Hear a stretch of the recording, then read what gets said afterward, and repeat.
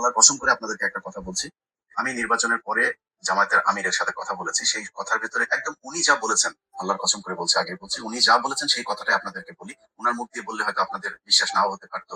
আমি ওনাকে জিজ্ঞেস করেছিলাম যে আপনারা নির্বাচনের দিন যখন সন্ধ্যার পরে বিভিন্ন কেন্দ্রে ভোট গণনা শুরু হলো, শুরু হওয়ার পরে আমরা প্রথম দিকে দেখলাম যে সবগুলো আসনে সবগুলো কেন্দ্রের ভোট যখন ফলাফল প্রকাশ হচ্ছে তখন দেখা যাচ্ছে যে দাঁড়িপাল্লার ভোট বেশি।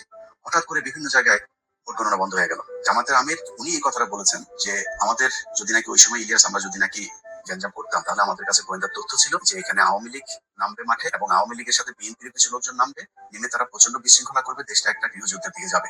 আমরা ওই দিকে যেতে চাইনি, এই জন্য আমরা কোনো কিছু বলি নাই। এই যে জামাতের আমিরের মতো একজন মানুষ এতটুকু মানে স্যাক্রিফাইস করেছে, দেন আমি আমি জামাত ইসলাম পাশ করলে কি হইতো? হ্যাঁ হয়তো ধরেন মনে করেন যে আমার জন্য বাংলাদেশের রাস্তাটা অনেক ইজি হয়ে যেত, আমি ভাই বাংলাদেশে গিয়ে মন্ত্রী হইতাম না, এমপি হইতাম না। এমপি হইলে আমি তো হয়তো জামাতের কাছে চাইলে আমার এমনিতেই দিত, আমি হয়তো চাই নিতে, হয়তো আমি চাইনি এটা, আমি এখনো চাই না, ভবিষ্যতেও যাবো নাকি, আল্লাহ বাঁচায় রাখলে তারপরে দেখবেন। আমার রাস্তা ভাই ওই একটা আওয়ামী লীগ আর ইন্ডিয়া, এর বাইরে কিছু না। কিন্তু উনি তো প্রধানমন্ত্রী হইতেন, যিনি প্রধানমন্ত্রী হইতেন সেই ব্যক্তি মানে এত ঠান্ডা মাথায় আমার সাথে বলতে পারেন যে ইলিয়াস আমরা ওই সময় কিছু করলে দেশের অবস্থাটা খারাপ হইতো। আমি বলেছি, আল্লাহর কসম করে বললাম যে এতটুকু স্যাক্রিফাইস উনি করেছেন।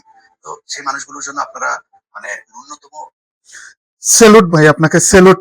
দেশপ্রেম না থাকলে এতটুকু স্যাক্রিফাইস করা যায় না। কি পরিমাণ দেশপ্রেম থাকলে একটা মানুষ এতটুকু দেশের জন্য স্যাক্রিফাইস করে।